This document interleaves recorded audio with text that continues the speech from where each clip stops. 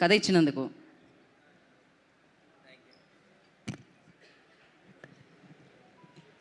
అందరికీ నమస్కారం అండి. ఈ బ్యూటీ సినిమాకు సంబంధించి చాలా అనుభూతులు ఉన్నాయి. ముందుగా నా మెంటర్ మా గురువు గారు మారుతి గారికి థ్యాంక్స్ చెప్పాలి. ఒకసారి సార్ వర్క్ కావాలి, ఏదైనా వర్క్ ఇవ్వండి సార్ అని అడిగాను అనమాట. అయితే మీ దగ్గర ఉన్న కథలు ఏమన్నా చెప్పండి అని చెప్పారు. జర్నలిస్ట్గా పనిచేసేటప్పుడు ఏ పోలీస్ స్టేషన్కి వెళ్ళినా నాకు ఒక కేసు నన్ను బాగా ట్రిగ్గర్ చేస్తుండేది.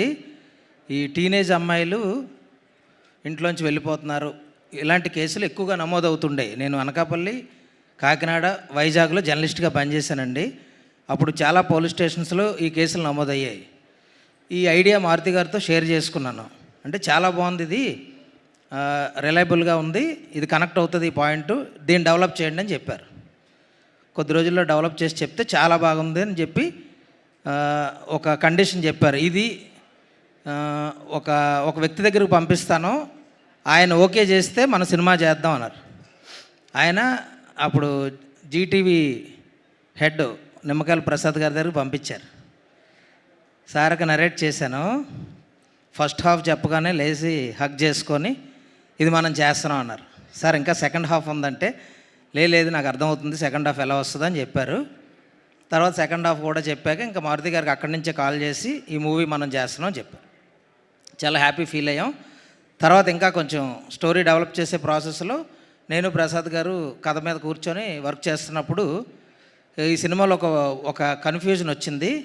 ఒక చాలా బ్యూటిఫుల్ మూమెంట్ అది.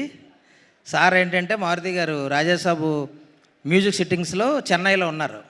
ఫోన్లో చెప్తుంటే ఆయనకి టైం ఇచ్చే పరిస్థితి లేదు, వెంటనే మీ ఇద్దరు చెన్నై వచ్చేయండి అన్నారు. చాలా బ్యూటిఫుల్ మూమెంట్ నాకు ఈ సినిమా జర్నీలో. వెంటనే ప్రసాద్ గారు నేను చెన్నై వెళ్ళడం జరిగింది. అక్కడ మ్యూజిక్ సిట్టింగ్స్లో ఉన్న మారుతి గారు మాకు టైం కేటాయించి 2 days మాతో కథలో కూర్చొని ఆ బిగ్గెస్ట్ కన్ఫ్యూజన్ని క్లియర్ చేశారు. చాలా థ్యాంక్స్ సార్. అక్కడి నుంచి స్క్రిప్ట్ పరిగెట్టింది, చాలా బాగా వచ్చింది. తర్వాత నా చిన్ననాటి హీరో, సూపర్ హీరో నరేష్ గారి దగ్గరికి వెళ్ళి కథ చెప్పమన్నారు.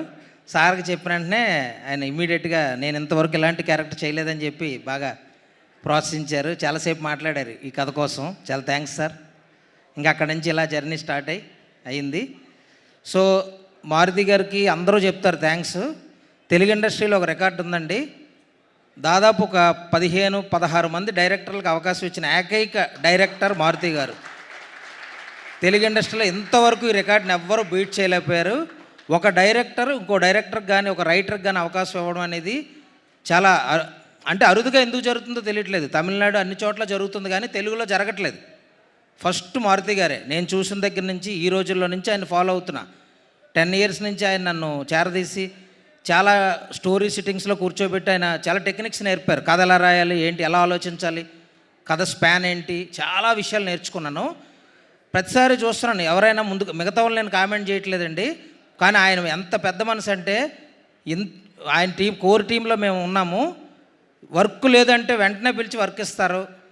డైరెక్టర్లకు కానీ రైటర్లకు కానీ ఇంకా స్టిల్ ఇంకో 10 మందికి ఇప్పుడు సినిమాలు ఇచ్చారండి, ముందుకు రాబోతున్నాయి.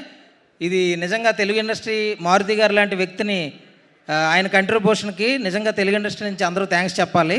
Thank you sir. సో ఈ బ్యూటీని మా శివసాయి చాలా బాగా తీశాడు. నేను మూవీ చూసాం మారుతి గారు, మేము అందరూ కలిపి. అంకిత్ అయితే ఇంకా మనకి మలయాళం ఫహద్ ఫాజిల్, తెలుగు ఫహద్ ఫాజిల్ అంకిత్ చాలా బాగా చేశాడు. అమ్మాయి కూడా తెలియదు, పరిచయం లేదు కానీ చాలా బాగా చేశారు అమ్మాయి హీరోయిన్. సో మా మేడం గారు ఇంకా వాసుకి మేడం గారిని చూడడం చాలా ఆనందంగా ఉంది. తొలి ప్రేమ కాలేజీ రోజుల్లో చూసి చాలా ఇంకెందుకులేండి సారీ. మా విజయపాల్ రెడ్డి గారి గురించి చెప్పాలండి. తర్వాత స్టోరీ ఆయనకి చెప్పాను. చెప్తే ఆయన అప్పటికే 2 సినిమాలు కమిట్ అయి ఉన్నారు.